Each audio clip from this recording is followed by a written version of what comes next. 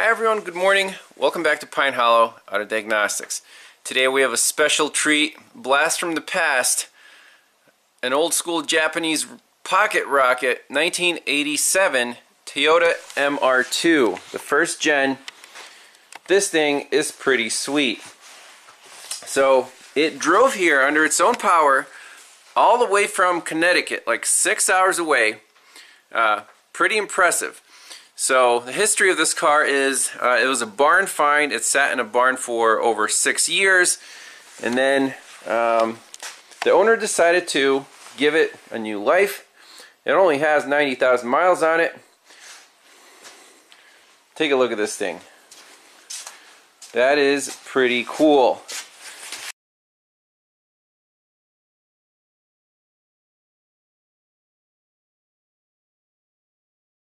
And who doesn't like pop-up headlights? That's awesome. So he said he spent over a year restoring it. Basically, I mean, he has a whole box of parts here. See, gaskets and fluids and all this good stuff. So it's drivable. It drives pretty good. His complaint is it stalls out once it warms up, you know, at an idle. It just doesn't want to idle when it's hot. It starts up fine when it's cold. We'll do a cold start here, and then it just doesn't want to idle when it's hot. He said he's tried everything, went on forums, just can't figure it out.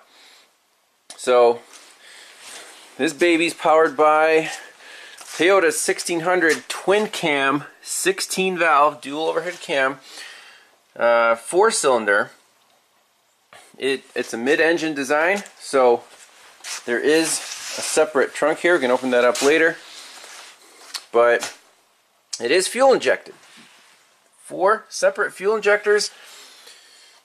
So on cars like this, these are the ones that take the most time to diagnose because they're computerized, but they're primitive. They don't have live data, and they can only do primitive flash codes. So you have to check each component manually, and that takes time and research. So before hooking anything up or starting it up, let's do some research. So I did about 2 hours of research, printing out wiring diagrams for all the components. There's a ton of vacuum lines here. You know, they have a little diagram. Those are all the vacuum lines. Holy crap. It has an EGR valve, fuel pressure regulator. These VSVs are vacuum switching valves, and then BVSV is bimetallic vacuum switching valves, so they're installed in the water pipe, and when they warm up they open up, so you get evap flow, you get EGR flow. Any of these things can cause a poor idle for sure. So let's take a look at the wiring diagrams and make a game plan of what exactly we want to check on a cold start, what do we want to monitor, and then go from there. So the layout of this thing is pretty funky. So after the engine compartment, we have, I guess you can call this a trunk. The engine computer lives right here. That's convenient. We can kind of put it to the side and probe what we need to probe there. The floor pan's a little perforated. And then up front,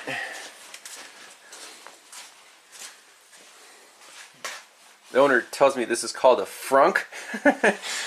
It does have air conditioning. That's pretty cool.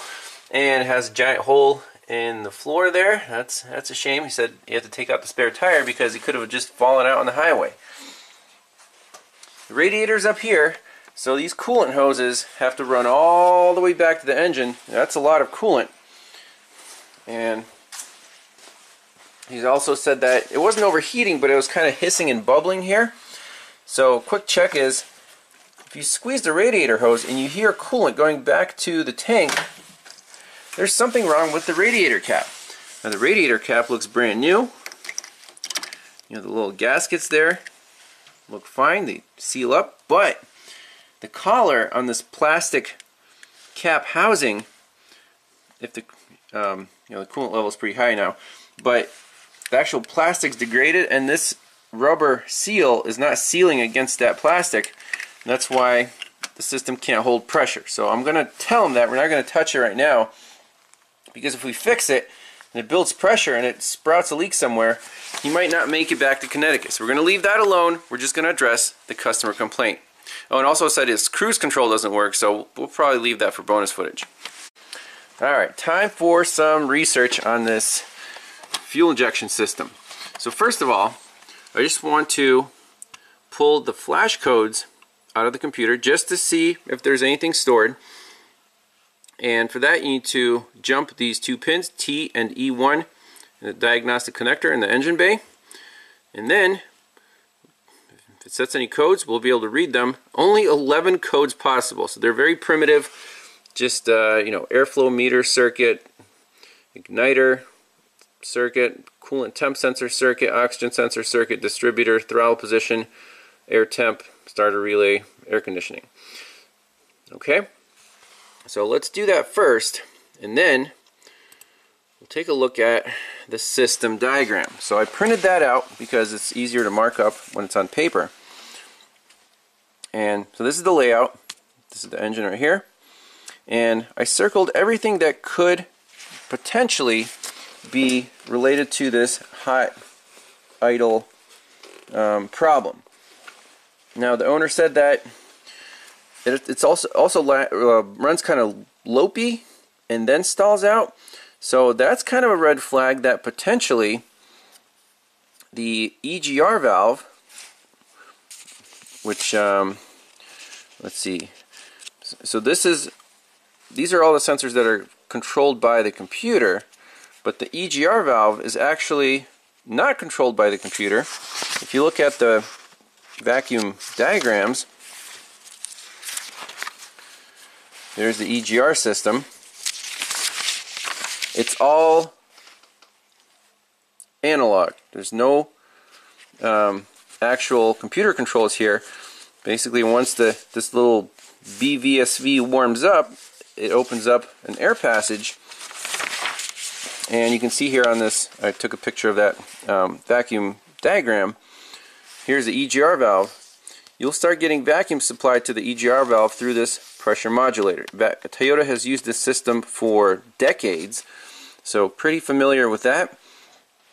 Now this engine is equipped with the Toyota Variable Induction System, the TVIS, which for better low-end torque, it closes off half of the intake runners going to the cylinders. That's what this system's all about right here, intake air control valve. So that could have an effect on the idle. We'll have to research that and check that. It does have air conditioning, so there's an auxiliary air valve, there's an idle bypass valve, there is a throttle, you know, a regular manual bypass screw on the throttle body. A lot of variables, so let's make a game plan here and execute it. Okay, before we get too far, let's flash the trouble codes. So I connected T to E1, basically that check connector, if that's grounded, to E1. The check engine light should flash when we turn the key on. Let's see if it does. I mean, check out this 80s boxy interior. That's pretty nice. Oh yeah, the buzzer.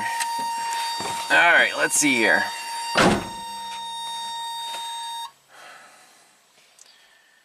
Is the check engine light flashing? Let me double check my jumper. Alright, here we go. I just had that jumper in the wrong pin. So 1, 2, 3, 4, 5, 6. Wait 2 seconds. 1, 2, 3, 4, 5, 6. So it looks like code 6 is the only one stored in the engine computer. And you can sit here and watch it all day long. That's the only code in there. Let's look that up. Alright, so stored code number 6 says RPM signal, no NE, G, or G signal to ECU within several seconds after engine is cranked. Could be distributor, igniter. The car has no problem starting according to the owner, so that could be, you know, an old code. not going to worry about that for now. Let's see what we want to check before we start up the car in terms of, you know, throttle position sensor, water temperature sensor. Let's hook some stuff up, do some preliminary measurements. Okay, so let's start with the throttle position sensor. When the car is off, I'm going to measure some voltages. Before we do that, I noticed that the engine computer had signs of water, some kind of liquid, and the pins here don't look great inside the computer. It's kind of a little green and crusty, and I couldn't get these screws out because they're corroded in. So not a great start, but let's spray some deoxit on all these connectors, spray them out, clean them out, and then do some voltage measurements. Alright, let's take a little magic fluid, give these connectors a fighting chance, plug everything back in, and start our measurements. Alright, check number one, throttle position sensor. So here it is on the diagram,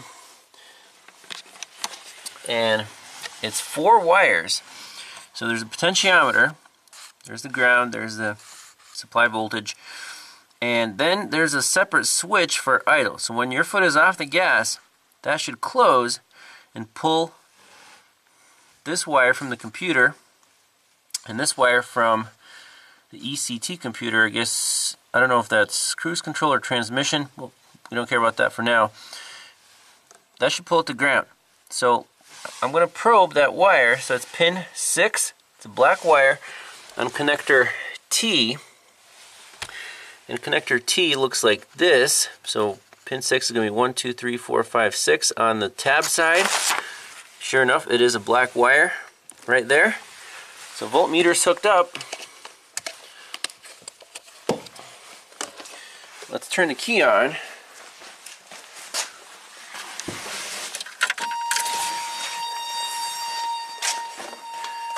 We got 24 millivolts, and I'm going to gently open the throttle. Watch the meter.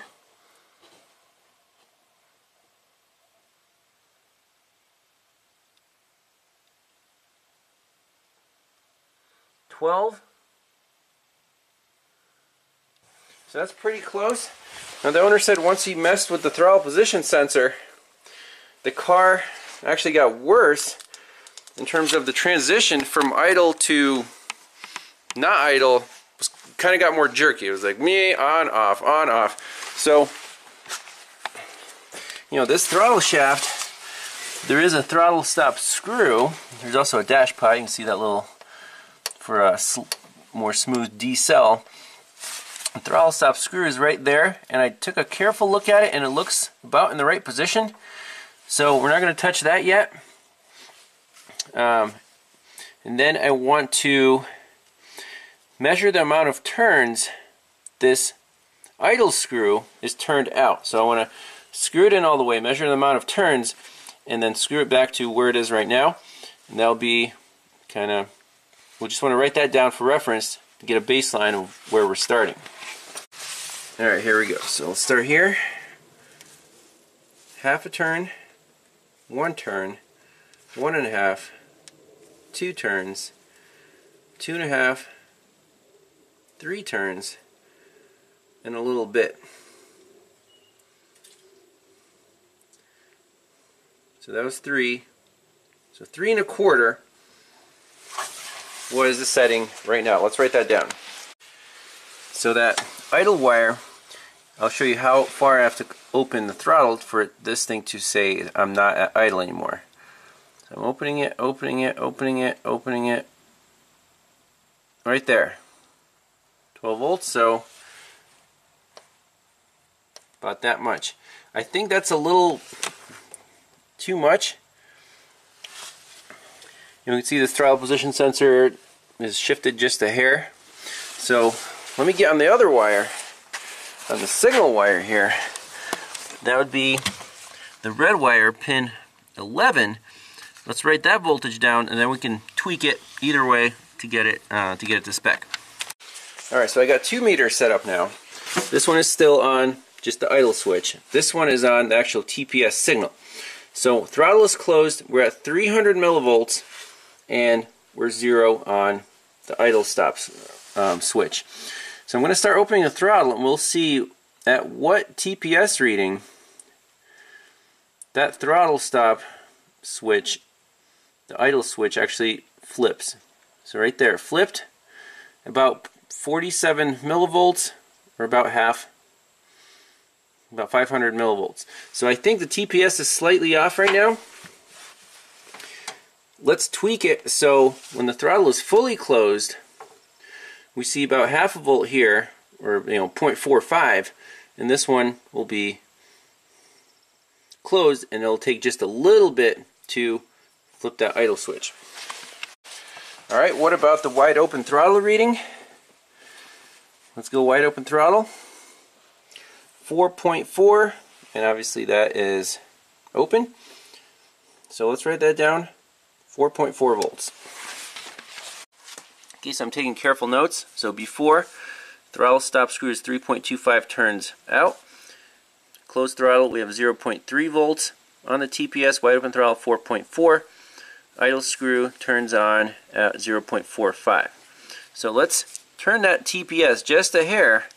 So I want closed after to be 0.45 volts. And then once you get to 0.5, just a hair, that idle switch will turn off. By the way, I did look up the specifications for the TPS, the actual voltages here, and it's not very helpful. It's like throttle valve fully closed, 0.1 to 1 volt. I don't like that. I want to make this more precise, so kind of use your common sense. According to our measurements, this idle condition, throttle valve open, like open means anything other than closed. We want that to happen at 0.45. So let's tweak that to that throttle stop screw. Alright, so let's look at our meter while we adjust this throttle position sensor. Got the 2 screws loosened up, so we're at 300, and the throttle goes this way. So I want to advance the TPS. So you can see right now the screw is not quite in the middle. So let's go until we see 450 millivolts.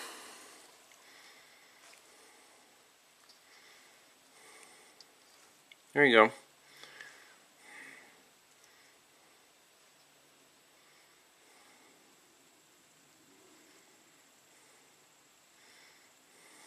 Okay, so right about there, close to the middle, as soon as I crack the throttle, that meter should go to battery voltage. Closed.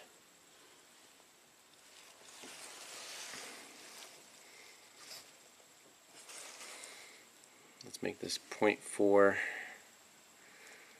I don't want it to be right on the threshold, but pretty close. So every time you close the throttle, that should go to 0. Open, closed, open, closed.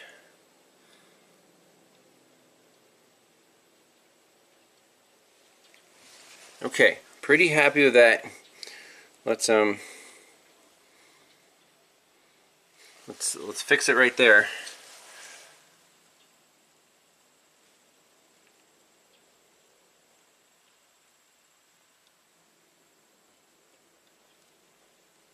Yeah. Next, I just want to manually measure the resistance of the water temperature sensor. And here's the chart. So we're at about here. So we should be about 3 kiloohms. And on the wiring diagram, water temperature sensor is right here. So pin 10 and 14. We just measure the resistance right from this connector. I have it unplugged. Let's do that.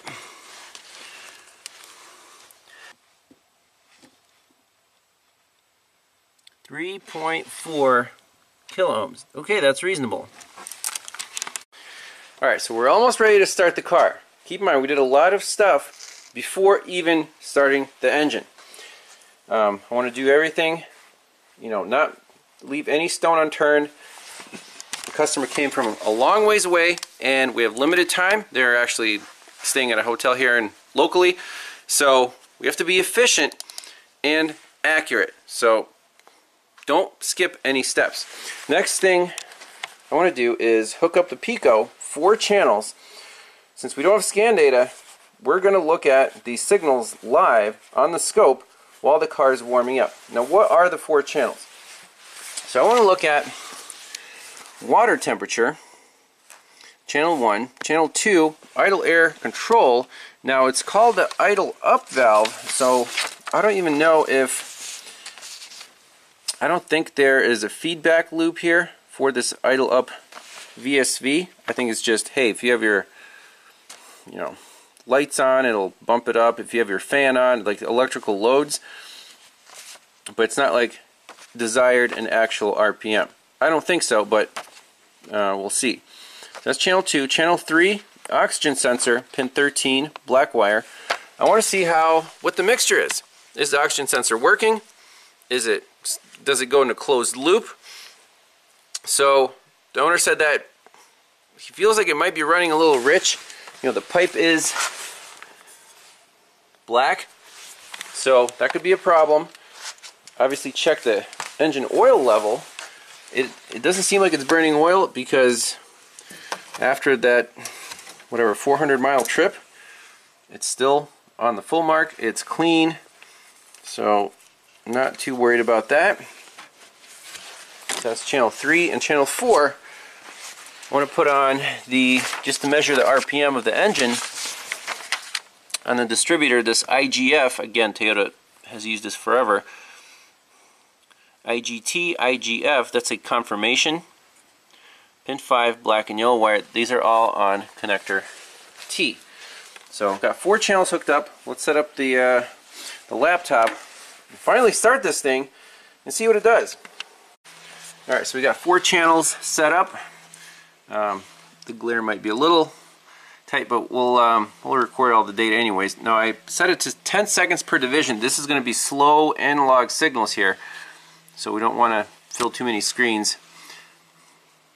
Again, labeled all the channels: engine coolant temp, IAC, O2 sensor, and that ignition confirmation signal. Let's fire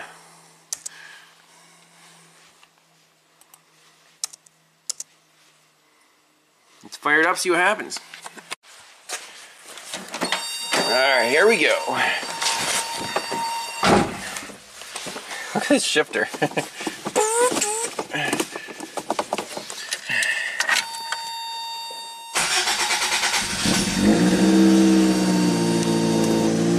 Okay, we're at about 2,000 RPM. It's warming up.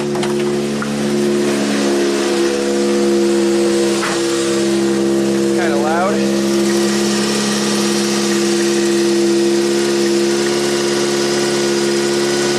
You saw the IAC went up and now it's down.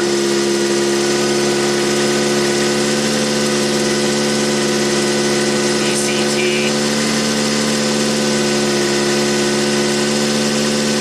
about 2.5 volts. Oxygen sensor still asleep. IGF, we don't see anything on the IGF. That's kind of weird. Maybe that's why the code is setting. Alright, so it's running a little, there's definitely a putt-putt misfire here. Keep recording. So the water temp is down to 1.1 volts, so it is warming up. I don't like IAC. There's no O2 sensor signal, and there's no IGF. That's weird. Okay, so I moved channel 1, since we know the water temp sensor is fine, from there to IGT, which is the timing command for the igniter that lives in the distributor. So pin 8 on connector U, that's now channel 1. The other 3 are still there. Let's start it up again, see if anything changed. I double checked all my connections, they seem solid.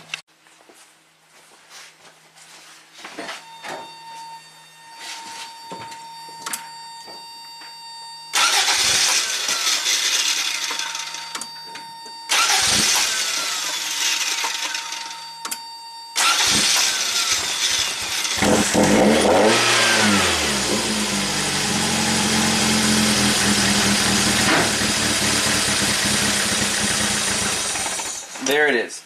There's the stall, so it doesn't need to be super hot. What the heck happened? So look, our IGF wire, confirmation wire, went up to 12 volts there. What about channel 1?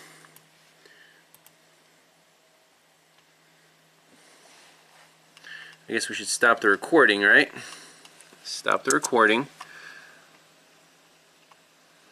Okay, nice square wave on the IGT. That's the command. IGF is messed up. That's not okay. I don't know what the heck that is. Oxygen sensor.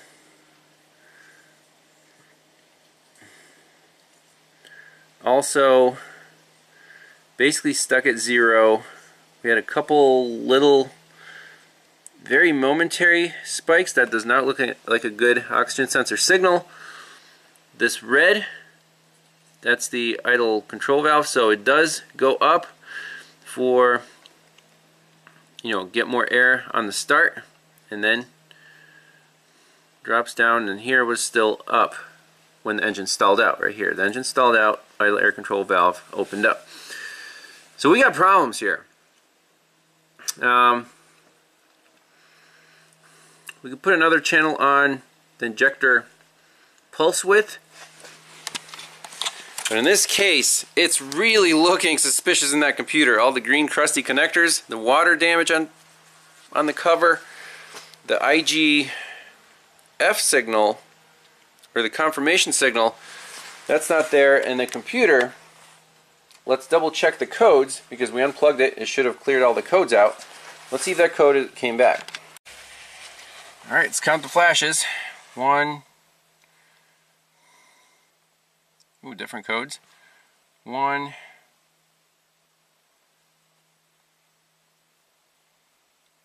I think that just means there are no codes stored. Okay. Okay, so we know the IAC is fine. I moved channel 2 to NE, pin 1. It's a white wire. Another signal coming from the igniter. Not exactly sure what that's supposed to look like, but let's just scope it.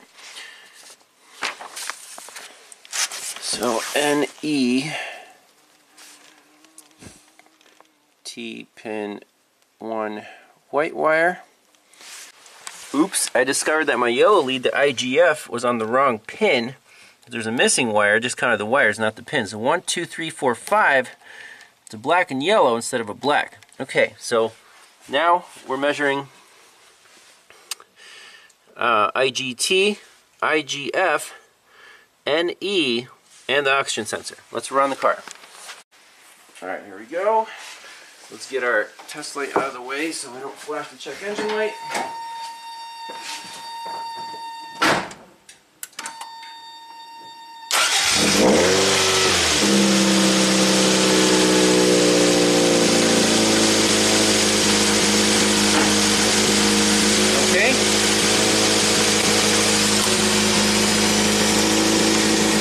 All three, IGT, IGF, and NE have variable signals.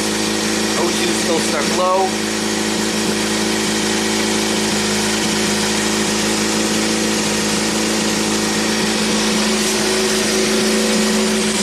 Let's keep running it for a little bit.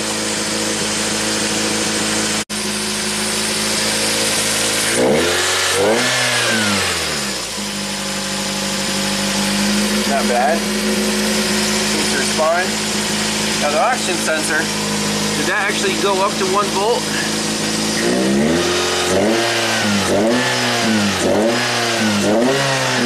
Okay, it is responding. It's running lean for sure. If it's stuck at 0, it's lean. Alright, so I'm holding up the RPMs and you can see it does go in a closed loop.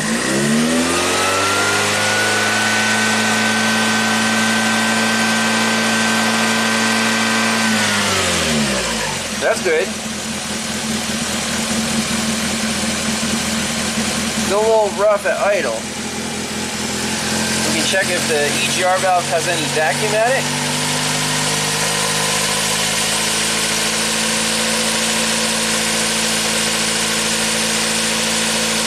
let's see, did that change?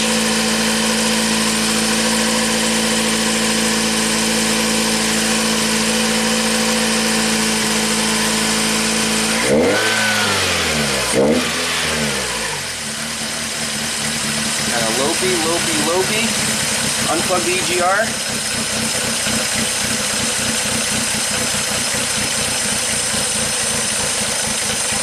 Nope, not the oh, there it goes. Stalled right out as it warmed up, as the customer said. So at least we know the oxygen sensor works. Let's zoom in on these signals. So everything looks great. IGF, IGT, NE. So we'll save this, move on to the next step. Great data.